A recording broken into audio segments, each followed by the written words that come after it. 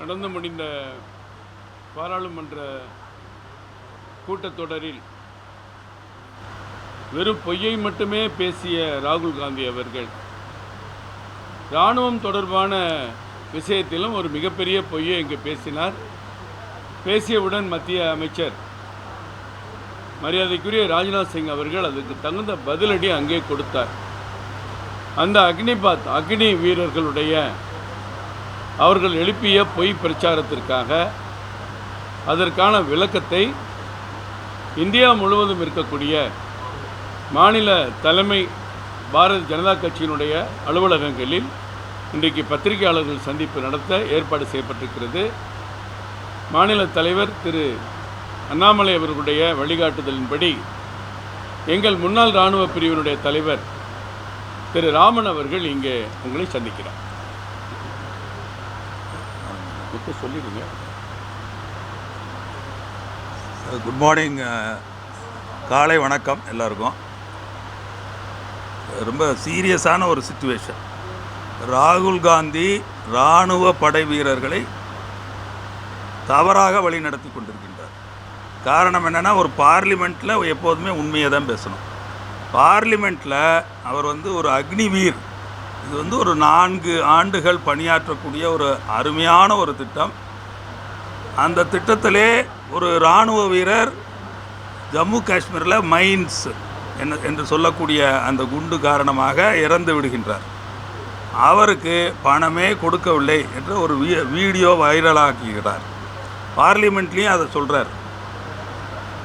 அதற்கு பதிலாக நமது மதிப்பிற்கும் மரியாதைக்கும் உரிய ராஜ்நாத் சிங் அவர்கள் தெளிவாக 98 லட்சம் ரூபாய் கொடுக்கப்பட்டிருக்கின்றது, மேலும் 67 லட்சம் ரூபாய் கொடுக்கப்படும் என்ற ஒரு உண்மையை சொல்லுகின்றார். அதையும் அவர் ராகுல் காந்தி என்ன சொல்கிறாருன்னா, அது பொய்யான பிரச்சாரம் அப்படின்னு சொல்கிறார். அது தவறு. காரணம், ராஜ்நாத் சிங் அவர்கள் பாராளுமன்றத்தில் சொன்ன பொழுது 98 லட்சம் ரூபாய் கொடுத்து முடிக்கப்பட்டுள்ளது. அதற்கு சாட்சியாக அந்த அஜய்குமார் சிங்கோட தகப்பனார் திரு சரண்ஜித் சிங் அவர்கள் ஒரு வீடியோவில், ஒரு ப்ரெஸ் கான்ஃபரன்ஸில், பல மீடியாக்களில் அவர் இன்டர்வியூ கொடுத்துருக்காரு. எனக்கு வந்துருச்சு, இன்னும் கொஞ்சம் தரேன்னு சொல்லியிருக்காங்கன்னு சொல்லியிருக்காரு. காரணம் என்னென்னா, அந்த 67 லட்சம் ரூபாயும் ஏன் தாமதம் ஏற்பட்டது என்று கூறினால், அதற்கு போலீஸ் வெரிஃபிகேஷன் இருக்குது, ஃபைனல் அக்கௌண்ட் செட்டில்மெண்ட்டுன்னு எல்லாருக்கும் தெரியும். கம்பைன்ட் டிஃபென்ஸ் அக்கௌண்ட் சிடிஏன்னு இருக்குது. சிடிஏ ஆர்மி அந்த எல்லா பணத்தையும் கணக்கு பண்ணி இவ்வளோ ரூபா துல்லியமாக கொடுக்கணும் சொன்ன பிறகு தான் கொடுக்க முடியும். உடனே எடுத்த உடனே கொடுத்துட முடியாது. அந்த பணம் உடனே கொடுக்கப்பட்டது. காரணம், அது 2 வகையான பணம். ஒன்று கருணை நிதி 44 லட்சம் ரூபாய், அடுத்தது இன்சூரன்ஸ் 48 லட்சம் ரூபாய். ஸோ இது 2ஐயும் கொடுத்த பிறகு தான் பாக்கி உள்ள பணம். சிறிது தாமதம் ஏற்பட்டதை அவர் தவறாக பயன்படுத்தி கொண்டு அவர் சொல்லியிருக்காரு. நீங்கள் எல்லோரும் பார்த்துருப்பீங்க, பல நாடுகளிலே இராணுவ பயிற்சியானது மிக மிக கட்டாயம். எல்லா மேல் இவங்களும் 2 வருட கால இராணுவ பயிற்சி இருக்கின்றது. ஏன் ராகுல் காந்தியோட ஆயா வீடுன்னு தான் சொல்லணும். அவர் அந்த நாட்டில் தான் அவங்க அம்மா பிறந்திருக்காங்க. அந்த நாட்டிலேயே இராணுவ பயிற்சி கட்டாய பயிற்சி. நீங்கள் கூகுள் பண்ணி பார்த்துக்கலாம். இட்டாலியில் இராணுவ பயிற்சி கட்டாய பயிற்சியாக இருக்கின்றது. 1 வருடத்திலேருந்து 2 வருடம் எல்லா சிட்டிசனும் அங்கே இராணுவ பயிற்சி எடுக்கணும். ஸோ இந்த 4 வருட Agnipath scheme one of the best scheme. நானும் என்னோட எல்லா நண்பர்களிடமும் பேசியிருக்கேன். என்னோட பணியாற்றிய அனைத்து அதிகாரிகளிடம் நான் தொடர்பு கொண்டு நான் பேசியிருக்கின்றேன். அருமையான ஒரு திட்டம்.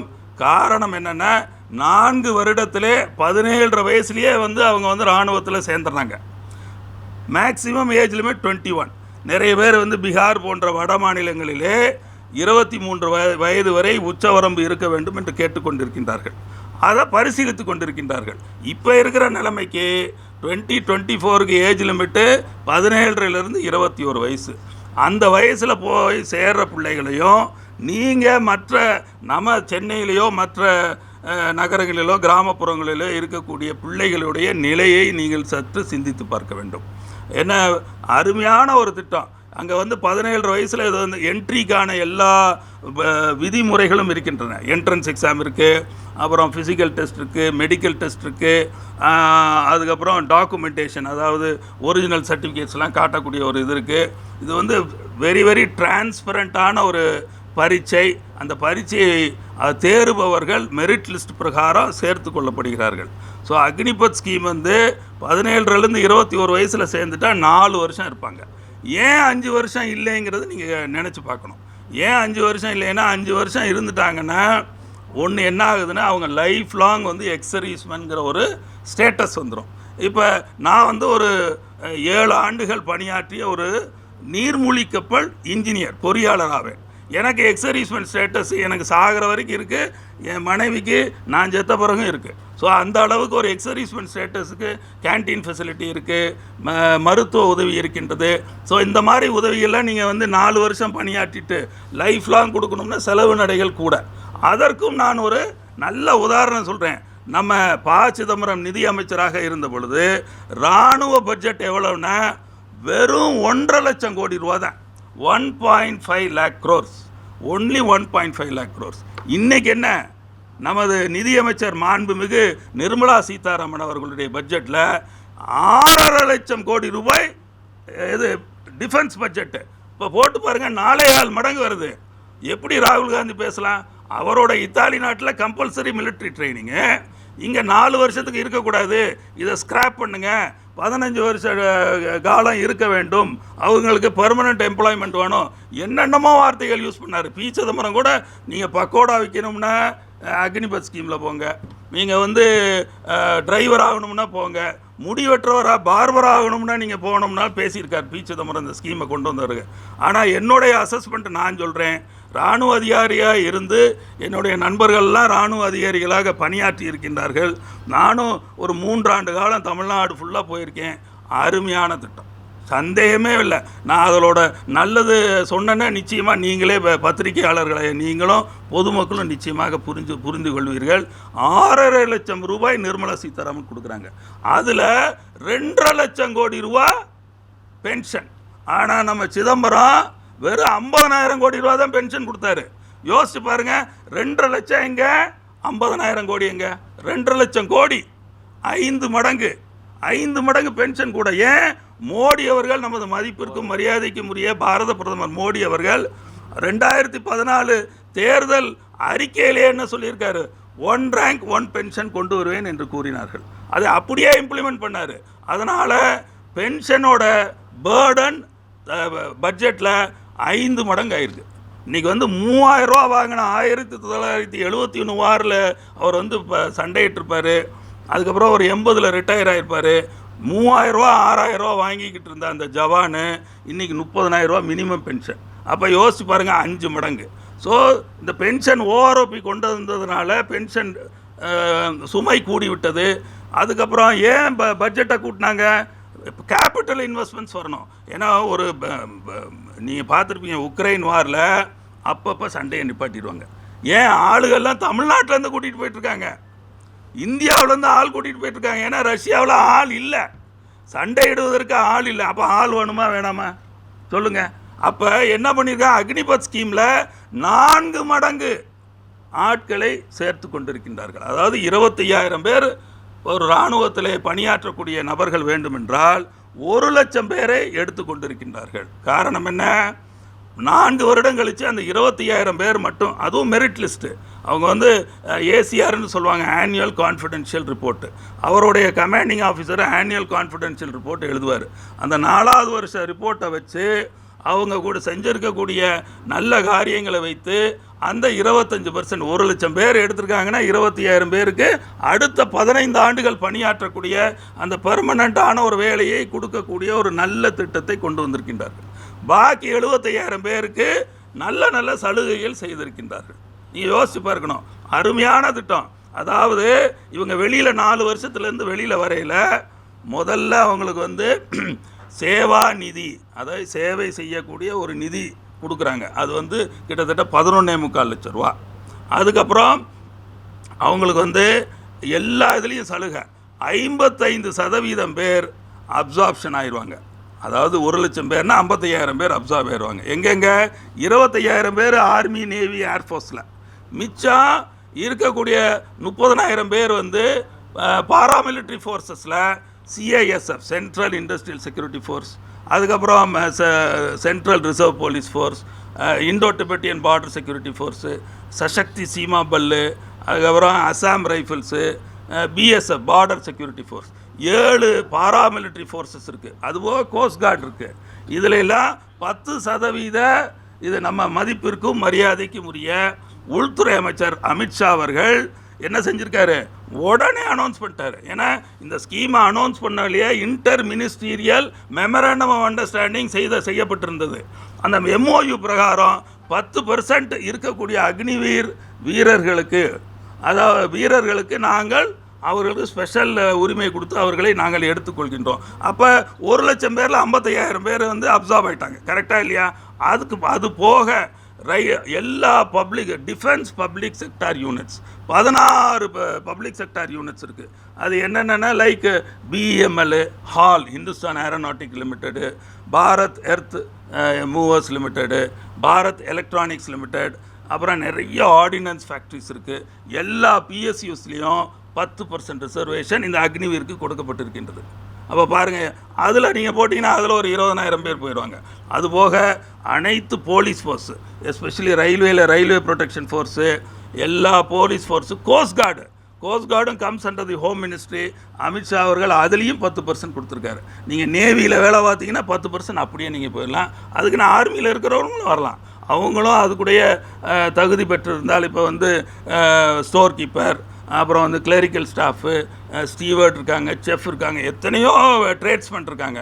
அவங்கெல்லாம் they will be absorbed in the paramilitary forces and all police forces. நிறைய மாநிலம், நம்ம தமிழ்நாடை தவிர அனைத்து மாநிலங்களும் 10% ரிசர்வேஷன் போலீஸ் ஃபோர்ஸில் இந்த அக்னிவீர் என்று சொல்லக்கூடிய அக்னிபத் திட்டத்தின் மூலமாக வந்த இராணுவ வீரர்களுக்கு தருகிறோம் என்ற உத்தரவாதத்தை தந்திருக்கின்றார்கள். கவர்மெண்ட், அதாவது ஸ்டேட் கவர்மெண்ட்ஸ் தந்திருக்கு. அதனால் நீங்கள் நினைத்து பார்க்க வேண்டும், 1,00,000 பேரும் அப்சார்வ் ஆகிடுவாங்க.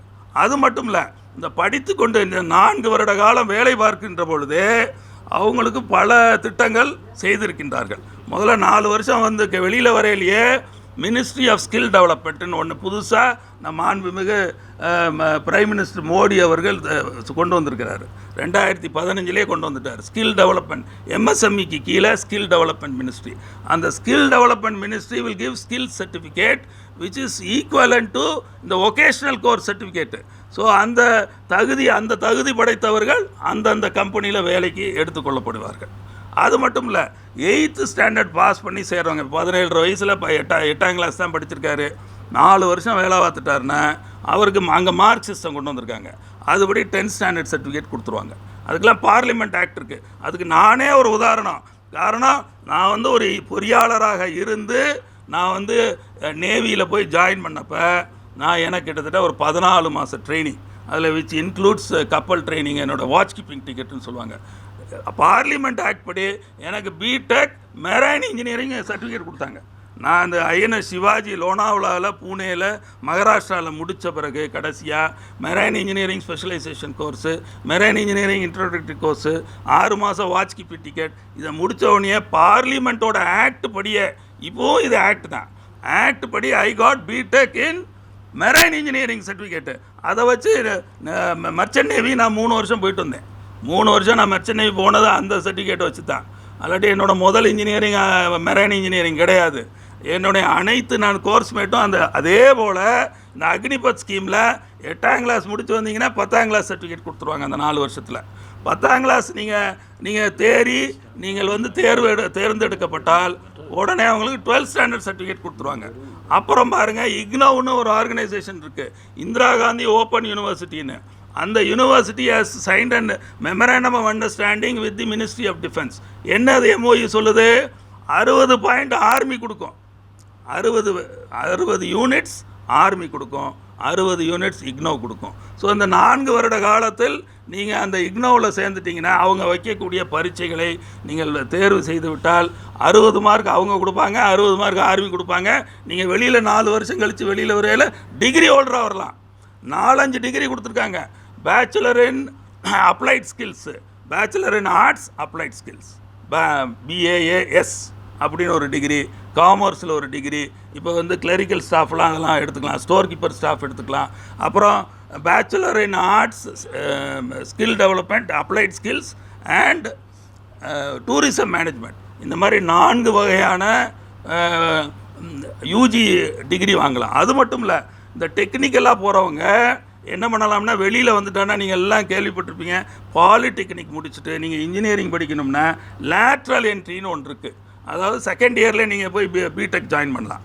அதே போல் இந்த 4 வருட காலம் நீங்கள் அக்னி வீரராக சக்ஸஸ்ஃபுல்லாக வெளியில் வந்தோன்னே நீங்கள் பிடெக்கில் லேட்ரல் என்ட்ரியில் உள்ளே போய் அதுக்கு மினிஸ்ட்ரி ஆஃப் எஜுகேஷன் நமது மதிப்பிற்கும் மரியாதைக்கும் ஒரிசாவை சேர்ந்த தர்மேந்திர பிரதான் ஒரு MOU சைன் பண்ணியிருக்காரு. மினிஸ்ட்ரி ஆஃப் ஹியூமன் டெவலப்மெண்ட்டு அவங்க ஒரு MOU சைன் பண்ணி அவங்க இந்த 3 வருட காலம் படித்தால் போதும் என்ற ஒரு MOU சைன் பண்ணியிருக்காங்க. இப்படி பல திட்டங்களை கொடுத்துருக்கக்கூடிய திட்டத்தை இவர் ராகுல் காந்தி வந்து பழித்து பேசினார்னா நியாயமே இல்லை. நீங்கள் யோசிச்சு பாருங்கள், இன்றைக்கி இருக்கக்கூடிய பசங்க அதாவது 8ஆம் கிளாஸ் படிச்சுட்டு 30,000 ரூபா சம்பளம் எங்கேயாவது கிடைக்குமா? தமிழ்நாட்டில் கிடைக்கக்கூடிய வாய்ப்புகள் மிக கம்மி. 10ஆம் கிளாஸ் படிச்சுட்டும் கம்மி, 12th முடிச்சுட்டே கம்மி. அப்படிப்பட்ட ஒரு சூழ்நிலையில் நல்ல டிசிப்ளின்டு ஃபோர்ஸில் 4 வருட காலம் பணியாற்றக்கூடிய பணியாற்றக்கூடிய வாய்ப்பு இந்த அக்னி வீரர்களுக்கு அக்னிபத் திட்டம் மூலமாக கிடைத்திருக்கின்றது. அதை ஒரு பாராளுமன்றத்தில் பழித்து பேசக்கூடாது. அதாவது ஒரு மிலிட்டரி இதுன்னு மோடி கவர்மெண்ட் எடுத்த இது, அது வந்து ஒப்புதல் கொடுத்துருக்கு. Cabinet has given the approval for the scheme. மற்றபடி எத்தனை இராணுவ வீரர்கள் கூட வெட்டட் தி ஸ்கீம் எவ்வளவு பேர் அதை வந்து ஆராய்ஞ்சு நல்லது கெட்டதை பரிசீலித்து எவ்வளோ பெரிய கமிட்டியெல்லாம் போட்டிருப்பாங்க. எல்லா இராணுவ உயர் அதிகாரிகளும் அனைத்து கிட்டத்தட்ட 158 ஆர்கனைசேஷனுக்கு லெட்டர் போட்டு உங்களோட ஃபீட்பேக்கை எங்களுக்கு கொடுங்க, இதெல்லாம் நாங்கள் இன்கார்பரேட் பண்ணுறதுக்கான ஒரு முயற்சி எடுத்துக்கிறோம்னு அவங்கெல்லாம் ஃபீட்பேக் கொடுத்த பிறகு தான் இந்த திட்டத்தையே கொண்டு வந்திருக்காங்க. எப்போ? 14 ஜூன் 2022. இது வரைக்கும் 77,000 பேர் ரெக்ரூட் ஆகியிருக்காங்க. அதில் 1138 பேர் லேடிஸு. யோசிச்சு பாருங்கள், 1000 பேருக்கு மேலே ஆர்மி, நேவியில் 1138, ஆர்மியில் 1000க்கு மேலே, வாயுவில் ஏர்ஃபோர்ஸ்லேயும் பெண்கள் சேர்க்கப்பட்டிருக்கின்றார்கள். அப்படிப்பட்ட ஒரு ஸ்கீமை வந்து அவர் என்ன சொல்கிறேன்னா, யூ ஆர் டிவைடிங் தி ஜவான்ஸ்ன்னு சொல்கிறாரு ராகுல் காந்தி. தட் இஸ் தி அக்னிவீருக்கு பென்ஷன் கிடையாது, ஆனால் மற்ற ஜவான்ஸுக்கு பென்ஷன் இருக்குது. அப்போ you are dividing the jawans into 2ங்கிறார். அது தப்பான ஒரு வாக்கு, அது முற்றிலும் தப்பு. காரணம் என்ன? 4 வருடம் கழித்து 25% போகக்கூடிய வாய்ப்பு இருக்குது. இப்போ வந்து 12 secretaries of various ministries have been invited to and formed a committee to analyze to improve. எல்லா திட்டமுமேங்க எல்லாமே உடனே எல்லாத்தையும் யோசிக்க முடியுமா? ஒரு சின்ன இம்ப்ரூவ்மெண்ட் செய்யக்கூடிய வாய்ப்புகள் இப்போ வந்திருக்கு. இப்போ வந்து 50% அப்சார்ப்ஷனுக்கு யோசிச்சுக்கிட்டு இருக்காங்க. நம்ம Modi government is thinking of retaining 50% of the Agniveers. அதுக்கப்புறம் ஏஜ் லிமிட்டை 2 வருஷம் கூட்டுறதுக்கான முயற்சி பண்ணிக்கிட்டு இருக்காங்க. ஸோ எந்த திட்டமும் 100% முழுமையாக கொண்டு வர முடியும்னா ராகுல் காந்தி வேணால் கொண்டு வரலாம்னு நினைக்கிறேன். எங்கேயாவது இட்டாலியில் படிச்சுப்பாருன்னு நினைக்கிறேன். அது எனவே அருமையான ஒரு திட்டத்தை படித்து பேசுவது ரொம்ப ஈஸி. அந்த திட்டத்தை அமல்படுத்துவதில் எவ்வளோ சிரமம்னு தெரியும். நீங்கள் பாருங்கள், கம்பைன்டு என்ட்ரன்ஸ் எக்ஸாம் CEE, அந்த எக்ஸாம் 174 சென்டரில் ஆல் ஓவர் இந்தியா எழுதுகிறாங்க. அதுதான் ஸ்க்ரீனிங் டெஸ்ட்டு. அதுக்கப்புறம் என்ன? ஃபிசிக்கல் டெஸ்ட்டில் ஹைட்டு, செஸ்ட்டு. ஹைட்டு 170 சென்டிமீட்டர் இருக்கணும், செஸ்ட்டு வந்து 77 + 5 சென்டிமீட்டர் இருக்கணும். அதுக்கப்புறம் என்ன பண்ணுறாங்க? 1.6 கிலோமீட்டர்ஸ் ரன்னிங், அது வந்து 5 நிமிஷம் 30 செகண்டு டு 8 நிமிஷம். லேடிஸுக்கு 8 நிமிஷம் வரைக்கும், 8 நிமிஷத்தில் 1.6 கிலோமீட்டர்ஸ் நீங்கள் போகணும். அதுக்கப்புறம் புல்லப்ஸ் 10 எடுத்தால் 100% மார்க்கு. அதுலேருந்து குறைச்சி எடுத்துக்கிட்டிங்கன்னா 9, 8, 7, 6 கீழே எடுத்திங்கன்னா யூ ஆர் நாட் எலிஜிபிள். அதே போல் ஸ்குவாட்டிங், புஷ்அப்ஸ், இந்த மாதிரி ஃபிசிக்கல் டெஸ்ட் எடுக்கிறாங்க. ஃபீமேலுக்கு 3 அடி உயரம் தாண்டுதல், 3 அடி லாங் ஜம்ப்பு, அவங்க 11 அடி லாங் ஜம்ப்பு, உயரம் தாண்டுதல், அவங்களுக்கும் ரன்னிங் 1.6 கிலோமீட்டர்ஸ் 8 நிமிஷத்தில் பண்ணணும். இதெல்லாம் பண்ணின பிறகு தான் எடுக்கிறாங்க. அதுக்கப்புறம் மெடிக்கல் டெஸ்ட்டை நீங்கள் பார்த்தீங்கன்னா ஆச்சரியப்படுவீங்க. 10 வகையான மெடிக்கல் டெஸ்ட் எடுத்த பிறகு தான் இசிஜிலேருந்து, எக்ஸ்ரேலேருந்து, பிளட் டெஸ்ட்லேருந்து, யூரியா டெஸ்ட்லேருந்து, ட்ரக்ஸ், நார்காட்டிக்ஸ் டெஸ்ட் வரைக்கும் பண்ணின பிறகு தான் அவங்களுக்கு வந்து ஃபிட்னஸ் சர்டிஃபிகேட் கொடுக்குறாங்க. ஃபிட்னஸ் சர்டிஃபிகேட் கிடைச்சாதான் அப்புறம் மெரிட் லிஸ்ட்டில் தான் எடுக்கிறாங்க. மெரிட் லிஸ்ட் வந்து உள்ள லட்சம் பேர் 50,000 பேர் வர்றாங்கன்னா அதில் 25% அந்த 50,000 பேரில் நீங்கள் மெரிட் லிஸ்ட்டில் வந்தால் தான் நீங்கள் வந்து 25% ரீட்டைன் பண்ண போகிறாங்க. ஸோ என்ன ஆகும், அடுத்த 15 ஆண்டுகளுக்கு இந்த 50,000 நீங்கள் இப்படி தான் நினச்சி பார்க்கணும். 50,000 பேரில் the best of the talent is retain for a further period of 15 years. நீங்கள் அப்படி தான் எடுத்துக்கணும். ராகுல் காந்தி பாட்டுக்கு எதுவும் யோசிக்காமல் வெளிநாட்டில் 2 மாதம் போயிட்டு வர்றாரு. அங்கே போயாச்சும் யோசிக்காமல் பார்லிமெண்ட்டில் வந்து அதுவும் இப்போ இன்னும் இதுவாக பேசின அவர் வந்து leader of the opposition. So he is more responsible when he give statement in the parliament. அதனால் அருமையான ஒரு திட்டத்தை கொச்சப்படுத்துவது நியாயமே இல்லை என்பதற்காகத்தான் நாங்கள்லாம் கூடி இந்த ப்ரெஸ் மீட்டை வச்சுருக்கோம். அருமையான ஒரு திட்டம். அது மட்டும் இல்லை, எல்லா இண்டஸ்ட்ரியல் லீடர்ஸ், மஹிந்திராவிலேருந்து, டாட்டாவிலேருந்து, பிர்லாவிலேருந்து, ரிலையன்ஸ்லேருந்து எல்லோரும் அக்னிவீர் வீரர்களுக்கு முன்னுரிமை வேலை வாய்ப்புகளை கொடுக்கின்றோம் என்ற உத்தரவாதத்தை அளித்திருக்கின்றார்கள். எல்லா ஸ்டேட் கவர்மெண்ட் சீஃப் மினிஸ்டர்ஸும் கொடுத்துருக்காங்க. ஸோ நீங்கள் நினச்சி பாருங்கள், 8ஆம் கிளாஸ் 10ஆம் கிளாஸ் 12ஆம் கிளாஸ் படித்தவங்க நல்ல சூழ்நிலை, food free, 100% free, ration free, அங்கே தங்குறது ஃப்ரீ, 30,000 சம்பளம் மட்டும் இல்லை. நீங்கள் இந்த பெர்க்ஸ் போட்டிங்கன்னா எங்கேயோ போய் நிற்கும். Travelling, 1 month leave, sick leave allowed, medical முற்றிலும் இலவசம், மெடிக்கல் இது வந்து கம்ப்ளீட்டாக ஃப்ரீ. அதுக்கப்புறம் ட்ரெஸ்ஸு கம்ப்ளீட்டாக ஃப்ரீ, அக்காமடேஷன் கம்ப்ளீட்டாக ஃப்ரீ, ட்ராவலிங். ஸோ இவர்களை ஒரு நல்ல குடிமகனாக ஆக்கி 4 வருட காலத்திலே வெளியே கொண்டு வருவது தான் இந்த அக்னிபத் ஸ்கீமோட திட்டத்தினுடைய உயர்ந்த நோக்கமாக நீங்கள் நினைத்து பார்க்க வேண்டும். அக்னிபத் ஸ்கீம் ஏன் கொண்டு வந்திருக்காங்கன்னா, average age of the Indian Army, Indian Air Force, Indian Navy is 33 வயசு, 33 years. இப்போ இந்த அக்னிபத் ஸ்கீம்னால 29 வயசுக்கு இறங்கிருச்சு. பாருங்கள், நீங்கள் சியாச்சினில் போய் எவ்வளோ பெரிய லோடை தூக்கிட்டு போகணும், நீங்கள் 50 வயசில் நீங்கள் யாராவது தூக்கிட்டு போக முடியுமா? அப்போ யங்ஸ்டர்ஸ் ஆர் ரிக்வயர்டு. அப்போ யங்ஸ்டர்ஸ் ரெப்ளினிஷ் ஆகிக்கினே இருப்பாங்க. ஒவ்வொரு வருடமும் புது நல்ல இளமையான இராணுவ வீரர்கள் இராணுவத்தில் சேருவார்கள். அவங்க வந்து ஃப்ரண்ட் லைனில் போய் ஒர்க் பண்ணுவாங்க.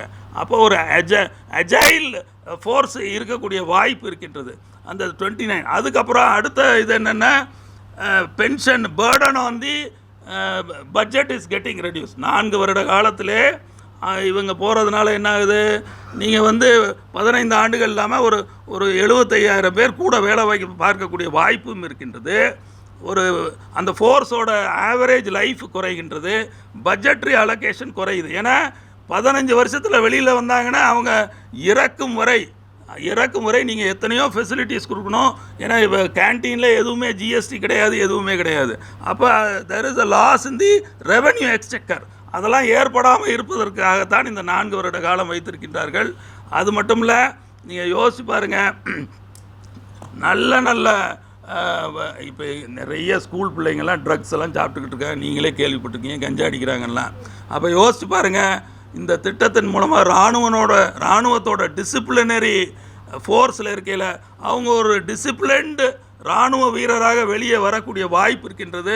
ஒரு டிசிப்ளின் குடிமகனாக அந்த 4 வருட காலத்திற்கு பிறகு நாட்டில் பணியாற்றக்கூடிய வாய்ப்பு இருக்கின்றது. அது மட்டும் இல்லை, முத்ரா லோனில் வட்டி குறைச்சி கொடுக்க போகிறாங்க, முன்னுரிமை கொடுக்க போகிறாங்க. ஸ்டாண்டப் இந்தியாவில் முன்னுரிமை கொடுக்க போகிறாங்க. ஸோ அவங்களுக்கு இருக்கக்கூடிய வாய்ப்புகள் 4 வருட காலத்தில் நானே இந்த திட்டத்தை முத படிச்சுட்டு ரொம்ப சந்தோஷப்பட்டேன். அருமையான திட்டம்னு. இந்த திட்டத்தை கொச்சைப்படுத்த வேண்டாம் என்று ராகுல் காந்தியை நான் கேட்டுக்கொள்கின்றேன். ரொம்ப ஒரு அருமையான ஒரு விளக்கத்தை இங்கே ராமன் அவர்கள் சொன்னாங்க. பல பேருக்கு இந்த உண்மை தெரியாமல் இருந்திருக்கலாம். ராகுல் காந்தி மட்டுமல்ல, நம்ம முதலமைச்சர் மு.க. ஸ்டாலின் உள்பட, உதயநிதி உள்பட இந்த உண்மையெல்லாம் தெரிஞ்சுக்க மாட்டாங்க. ஏதாவது ஒரு திட்டத்தை கொண்டு வந்து அந்த திட்டத்தை எதிர்ப்பது, குறை சொல்வது தான் இவர்களுடைய நோக்கம். இதை எதிர்த்து நிறைய போராட்டங்களை கூட திட்டமிட்டு தூண்டி விட்டாங்க எதிர்க்கட்சிகள். வழக்கம் போல் டிமானிட்டைசேஷன், ஜிஎஸ்டி, நீட்டு, அந்த மாதிரி இந்த திட்டத்தையும் கொண்டு வந்தது காங்கிரஸ் தான். அவங்க கவர்மெண்ட்டு தான் முதல்ல கொண்டு வந்தாங்க. செயல்படுத்துறதுல விரும்புறதில்ல. எல்லா திட்டத்தையும் மக்களுக்கு நல்லதுன்னு நினச்சி கொண்டு வர விரும்புறது. ஆனால் சுயநலத்துக்காக அதை கைவிடுறது. உங்களுக்கு அண்ணன் சொன்னதெல்லாம் போக முதல்ல ஃபிசிக்கல் டெஸ்ட்டு வைப்பாங்க எல்லா செலெக்ஷன்லையும், போலீஸாக இருக்கட்டும், மிலிட்ரியாக இருக்கட்டும். இதில் வந்து முதல்ல ரிட்டன் டெஸ்ட். ஏன்னா அவ்வளவு அதிகமான இளைஞர்கள் வர்றாங்க. அதுதான் உங்களுக்கு பொறாமை. 75,000 பேரை செலக்ட் பண்ணால் ஃபஸ்ட்டு பேட்சில் 8,80,000 பேர் பரீட்சைக்கு செலக்ட் ஆகுறாங்க. 8,80,000. அப்போ நம்ம போய் உயரம், பாடி இதெல்லாம் அளக்கிறத விட முதல்ல ரிட்டன் டெஸ்ட் வச்சு அதை கொஞ்சம் குறைக்கலாம் அப்படின்னு யாரையும் விடாமல் அந்த இளைஞர்களுக்கு ஒரு வாய்ப்பு, தவறான பாதையில் போகிறாங்க, இளைஞர்களுக்கு ஒரு வாய்ப்பு கிடைக்கலங்கிறாங்க, வேலை வாய்ப்பு கொடுக்க முடியலைன்னு எல்லாரும் பேசுகிறாங்க. ஆனால் ஆண்டுக்கு 75,000 பேருக்கு வேலை கொடுக்குறோன்னா இது சாதாரண வேலையா? இன்றைக்கி 10 லட்ச ரூபா ஒருத்தர் வந்து 17 வயசுக்கு மேலே 22 வயசுக்குள்ளே வந்துட்டார்னா அவர் வருமானமே 10 லட்ச ரூபாய் கொண்டு வீட்டுக்கு வர்றாரு. அண்ணன் சொன்ன அடிஷனல் பெனிஃபிட்ஸ்லாம் ஏராளம். நிறைய கவர்மெண்ட்ஸ் அறிவிச்சிருக்காங்க. அது அண்ணன் இங்கே சொல்லலை. நிறைய ஒரு 16 கவர்மெண்ட்டு எங்களுடைய போலீஸ் செலெக்ஷனு, முக்கியமான அரசு வேலைகளில் அக்னி வீரர்களுக்கு முன்னுரிமை கொடுப்போம்னு அந்தந்த முதலமைச்சர்கள் டிக்ளேர் பண்ணியிருக்காங்க. இப்படி ஒரு அற்புதமான வாய்ப்பு எப்படி வந்தது? பாகிஸ்தான் கார்கில் போரில் நம்ம வெற்றி பெற்றாலும் அந்த போரிடக்கூடிய இடங்களில் நமக்கு கொஞ்சம் பாதிப்பு அதிகம். அப்போ ஐயா வாஜ்பாய் அவர்கள் அப்போ கூப்பிட்டு எல்லாரும் கேட்டாங்க. அங்கே ஆவரேஜ் பாகிஸ்தானில் 24-25 இருக்குது ஆவரேஜ். சாதாரண ஜோல்ஜர்லேருந்து ஜவான் வரைக்கும், லெப்டினன்ட் வரைக்கும். பட் நம்ம இதில் ஆவரேஜ் பார்த்தீங்கன்னா 30-32 இருக்குது. இது கொஞ்சம் எதிர்காலத்தில் டேஞ்சர் நம்ம நாட்டுக்கு. அப்போ உதயமான விஷயம். அப்படியே பாகிஸ்தான் மட்டும் இல்லை, நீங்கள் லண்டனாக இருக்கட்டும், அமெரிக்கா இருக்கட்டும், சைனா இருக்கட்டும், ஆவரேஜ் 23-24 ஏஜ். நம்ம ஊரில் 32. இப்போ சொன்னாங்க, இப்போ தான் 29 இறங்கியிருக்கு. இன்னும் கொஞ்சம் கீழே வரணும். 4200 கிலோமீட்டர் எதிரிகள் நாட்டோட, பாகிஸ்தான் சைனாவோட பார்டரில் நம்ம வாழ்ந்துட்டுருக்கோம். அப்போ ஐயா வாஜ்பாய் கேட்டாங்க, இந்த காங்கிரஸ் என்ன சதி பண்ணியிருக்கு? பாரத பிரதமர் தெளிவாக சொன்னார், இராணுவத்தை ஒரு பகடைக்காயை பயன்படுத்தி இராணுவத்தினுடைய வளர்ச்சிக்கு குறுக்கறது காங்கிரஸ் கட்சி. 1985க்கு பிறகு ஒரு நவீன போர் விமானம் வாங்கலைங்க இந்த இந்தியாவில். இன்னைக்கு ரஃபேல் ஃபர்ஸ்ட் பேட்ச் வந்து செகண்ட் பேட்ச் வரப்போகுது.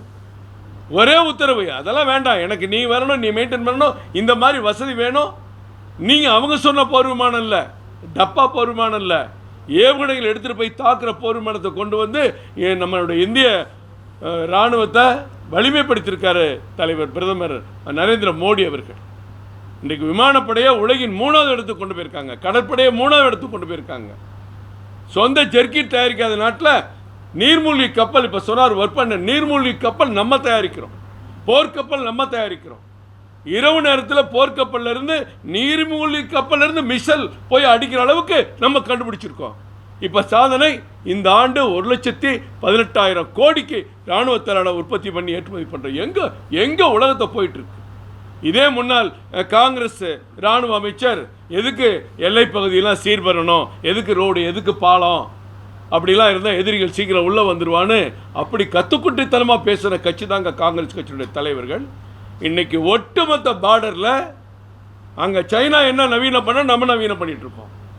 1140 பாலங்கள் புதுசாக கட்டியிருக்கோம். எங்கேயோ இராணுவத்தை உயர்த்துகிறோம். அப்போ இராணுவம் இன்னும் இளமையாகணும், இளைஞர்கள் நிறைந்த ஒரு இராணுவத்தை உருவாக்கணும் அப்படின்னு ஐயா மறைந்த பிபின் ராவத் அவர்களோட கமிட்டி போட்டு 2 கமிட்டி ஆலோசனையின் பேரில் நடக்கிற இந்த திட்டத்தை வேண்டுமென்றே குறை சொல்லி அரசியலுக்காக எல்லா பொய்யையும் சொல்லும்போது இந்த பொய்யையும் சொன்னார். இது எந்த அளவுக்கு பொய்யுங்கிறத அண்ணன் தெளிவாக சொன்னாங்க. இது வந்து திடீர்னு வந்த திட்டம் இல்லை, அக்னிவேர். 3 கமிட்டி அமைக்கப்பட்டு அதற்கு பிறகு உருவான திட்டம் இது. என்றைக்கு 20 ஆண்டுகளுக்கு முன்னாடி உருவாடிய திட்டத்தை கிடப்பில் போட்டு இந்திய இராணுவத்தை ஒரு வலிமையில்லாத இராணுவமாக மாற்றணும் அப்படிங்கிறது அவங்களுடைய உள் மனசில் இருக்கிற ஆசை. அதைத்தான் அவங்க செஞ்சுட்டு வந்தாங்க. இன்றைக்கி அதெல்லாம் மாற்றி எப்படி இராணுவத்தில் பல்வேறு துறைகளில் நம்ம முன்னேற்றம் அடைஞ்சிருக்கிறோமோ 6.5 லட்சம் கோடி பட்ஜெட்டில் ஏறத்தாழ 2% இராணுவத்துக்கு பட்ஜெட், மொத்த பட்ஜெட்டை 2% இராணுவத்துக்கு ஒதுக்கிய பெருமை இன்றைக்கு நரேந்திர மோடி அவர்களுக்கு சாரும். இந்த இளைஞர்களுக்கெல்லாம் மீண்டும் 22 வயசில் வெளியே வந்து 22 வயசில் இங்கே முதலமைச்சர் சொல்லுவார், மற்ற காங்கிரஸ் அறிக்கை சொல்லும், தேர்தல் அறிக்கையில் நாங்கள் வந்து வேலையில்லா பட்டதாரிக்கு, வேலை இல்லாத இளைஞர்களுக்கு மாதம் 1000 ரூபா கொடுக்குறோங்கிறது பெருசா? 17 வயசுக்கு மேலே உள்ளே கூட்டிகிட்டு போய் அவனை சரியான ஒரு ஆரோக்கியம் நிறைந்த துணிச்சலான ஒரு மனிதனாக மாற்றி எல்லா ட்ரைனிங் கொடுத்து படிக்க வச்சு எல்லா உதவியும் பண்ணி 10 லட்ச ரூபா கையில் கொடுத்து விடுறது பெருசா? அப்போ இந்த மாதிரி போதை இளைஞர்களை உருவாக்குற சமுதாயம் இவங்களுக்கு தேவை காங்கிரஸுக்கு. ஆனால் பாரத பிரதமர் ஒரு துடிப்பு மிக்க தேசப்பற்று மிக்க இளைஞர்களை உருவாக்குறது பாரத பிரதமர் நரேந்திர மோடி ஆசை. இதை கெடுக்கிற வழக்கம் போல கெடுக்கிற காங்கிரஸ் கட்சி இதையும் குறை சொல்லுது. ராகுல் காந்திக்கு இதை பற்றி கவலை இல்லை. நீங்கள் கல்வான் தாக்குதலை பாருங்கள், நம்ம பக்கம் மோதின ராணுவ வீரரோட ஏஜ் அந்த ஆவரேஜ் வந்து 29-30. அந்த கல்வானில் சைனா அவன் சண்டை போட்ட பசங்களை பார்த்தா ஒன்லி 22-23. அப்போ நம்ம எங்கே இருக்கோம்? அதெல்லாம் மாற்ற நினச்சா அதுக்கு எதிர்ப்பு தெரிவிக்கிறாங்க. இதே மாதிரி டோக்லாங்கில் வந்து நமக்கும் சைனாவுக்கும் யுத்தம் வரும் அப்படிங்கிற நேரம் பிரச்சனை, சில்க் ரோடு போகிறது எதிர்த்து நின்னோம். அப்போ ராகுல் காந்தி சீன தூதர்களை வீட்டில் உட்காந்து டீ சாப்பிட்டு தேநீர் சாப்பிட்டுட்டு இருக்கார். இந்த கொடுமையை செய்கிறவங்க தான் இராணுவத்துக்கு 1995க்கு ஒரு விமானம் வாங்காதவங்க, இராணுவத்தை மேலே உயர்த்த கொண்டக்கூடாது, இந்திய இராணுவத்தினுடைய நிலைமை இப்படி இருக்கணும்னு நினச்சி நம்ம நாட்டுக்கு எதிராக செயல்படுறவங்க தான் இப்படி பொய்யான பிரச்சாரம் பண்ணுறாங்க. அதுக்கு தான் அண்ணன் இப்போ சரியான விளக்கம் சொல்லியிருக்கிறாங்க. ஏதாவது சந்தேகம் தான் நீங்கள் ராணுவ பயிற்சி மேற்கொண்டு வெளிவரக்கூடியவங்க ஒரு வேலை கிடைக்கலாம், தவறான பாதைக்கு போவதற்கான வழி இருக்குது அப்படின்னு அதை எதிர்ப்பு. ராணுவ பயிற்சியே பண்ணாமல் வீட்டிலேயே தூங்கி டாஸ்மாக் கடைக்கு போய் அவனுக்கு தவறான வழிகாட்டி அவன் ஸ்கூல்லையே கஞ்சா விற்கிற மாதிரி, காலேஜிலே போதை மாத்திரை விற்கிற மாதிரி உருவாகியிருக்க தமிழ்நாடு போன்ற மாநிலத்தில் அங்கே போயிட்டு வந்தால் அந்த குடும்பத்தை வழி நடத்துவார். அவருக்குன்னு ஒரு சொந்த சக்தி வந்துருச்சு, ஒரு பொருளாதாரத்தில் 10 லட்ச ரூபா வந்துருச்சு. இந்த 10 லட்ச ரூபா இராணுவத்தில் எடுக்கிற 25% மட்டும் இல்லை, ஒட்டு மொத்தமாக அண்ணன் சொன்ன மாதிரி இன்றைக்கி 75,000 பேர் போனால் 75,000 பேருக்கு அந்த சலுகை இருக்குது, அந்த மரியாதை இருக்குது. இன்றைக்கி தமிழ்நாட்டில் பல பிரச்சனை வருது, வெள்ளம் வருது, புயல் வருது, அந்த மாதிரி பாதுகாப்பு நேரத்துக்கு ஒரு டீமை போடுங்க, இங்கே ஒரு 1 லட்சம் பேரை கொண்ட ஒரு படையை உருவாக்குங்க, அதுக்கு அவங்களெல்லாம் பயன்படுத்துங்க, மாநில அரசு திட்டமிடுதுங்க. இதுக்கு சும்மா இருந்தால் தாங்க மண்டை எல்லா வேலையும் கெடுதல் வேலையெல்லாம் சிந்திக்கும். ஒரு ஆரோக்கியமான சிந்தனை உள்ள பையன் அதெல்லாம் செய்ய மாட்டாங்க. அவங்களுக்கு வாய்ப்பை அவங்களே உருவாக்கக்கூடிய சக்தி வந்துடும். எல்லாம் நீங்கள் சொன்னீங்களே, ரிலையன்ஸ், டாட்டா, மஹேந்திரா எல்லா நிறுவனங்களும் அவங்கள வேலைக்கு எடுக்கிறேன்னு இருக்காங்க, வாக்குறுதி கொடுத்துருக்காங்க. அதனால் நல்லதே சிந்திப்போம்.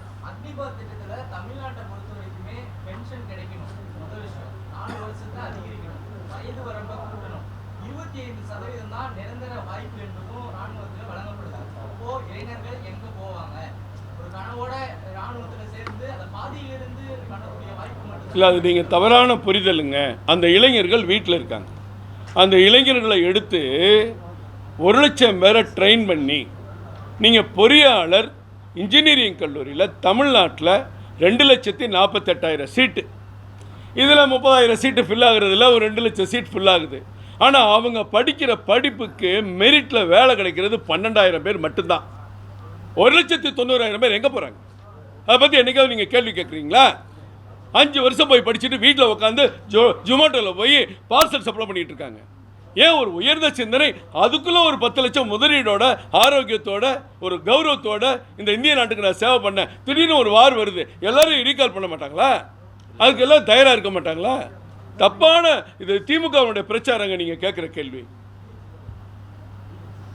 88 இன்ஜினியர் செக்யூரிட்டி கம்பெனி ஒர்க் பண்ணிட்டு இருக்காங்க. வேற எது இருக்குங்களா தம்பி? கேட்கல.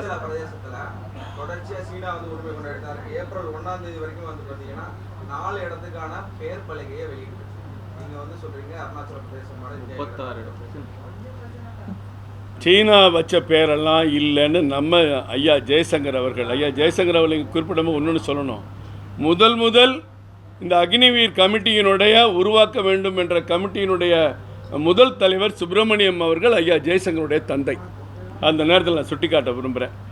சைனா என்ன வேணாலும் பார்க்கணும், சென்னையை கூட அவன் ஏதாவது கொன்னைன்னு வைப்பான், நம்ம என்னங்க பண்ணிட்டு போகிறது? அங்கே உட்காந்தாலும் நம்ம ஊரில் வந்து போர்டு மாட்ட முடியாது, நம்ம ரெக்கார்டில் மாற்ற முடியாது, நம்ம ரிஜிஸ்டர் ஆஃபீஸில் மாற்ற முடியாதுல்ல. அது பொய்யான பிரச்சாரம் சைனா அப்போ இருந்து பண்ணிகிட்டு இருக்காங்க. சைனாவுக்கு அடிமையாக இருந்த கட்சிகள் அதுக்கெல்லாம் இடம் கொடுத்தாங்க. இப்போ முடியாது, ஒட்ட வாழை நறுக்கிடும்.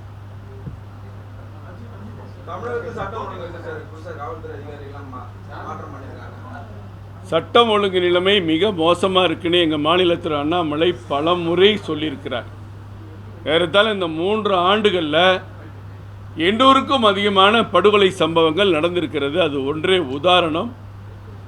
கள்ளச்சாராய ஒட்டுமொத்த பழிகள் 2வது முறை நடந்திருக்கு. மதுராந்தகத்தில் கள்ளச்சாராயத்தில் 20 பேர் இறந்த உடனேயே 2400 வழக்குகள் போட்டோம்னு ரிப்போர்ட் கொடுத்தாங்க. அதுக்கு பிறகுதான் இந்த விசச்சாராய சம்பவம் நடந்திருக்கு. சட்டம் ஒழுங்கு சரியில்லை என்ற காரணத்தினால தான் ஒட்டுமொத்த காவல்துறை அதிகாரிகளும் மாற்றப்பட்டிருக்கான்னு நான் நினைக்கிறேன். மாற்றம் பண்ணியிருக்கிறதா இல்லை, மாற்றம் பண்ணியிருக்கிறவங்க புதுசாக வர்றவங்க இவங்க போகிற இடத்துல, அப்போ இவங்க புதுசாக போகிற இடத்துல எல்லாம் இந்த தப்பு நடக்குமா? அப்படி தான் கேள்வி கேட்க வேண்டியது நீங்கள் கேட்குறது. இப்போ ஒரு மாற்றம் பண்ணி ஒருத்தர் மதுரைக்கு போகிறாரு, ஒருத்தர் திருச்சிக்கு போகிறாரு, அங்கெல்லாம் தப்பு நடக்க ஆரம்பிச்சிருமா? காவல்துறை தன் கடமையை செய்யணும், ஆளுங்கட்சிக்கு அடிமையாக இருக்கக்கூடாதுன்னு எங்கள் தலைவர் நேற்று வரைக்கும் சொன்னார். அதுக்காக சட்டத்தை எடுத்து காவல்துறை ஒட்டுமொத்தம் வேலை செய்ய முடியாது, ஏன்னா அது ஒரு போலீஸ் ஸ்டேட்டாக மாறக்கூடாதுன்னு நேற்று எங்கள் தலைவர் அண்ணாமலை சொல்லியிருக்கிறாங்க. அந்த மாதிரி காவல்துறை முழுமையாக மக்களுக்கான சேவை செய்கிற ஒரு இலாக்காவாக அந்த அதிகாரிகள் மாறணும். ஆளுங்கட்சிக்கு ஜால்ரா போகிறவங்களாம் இருக்கக்கூடாது.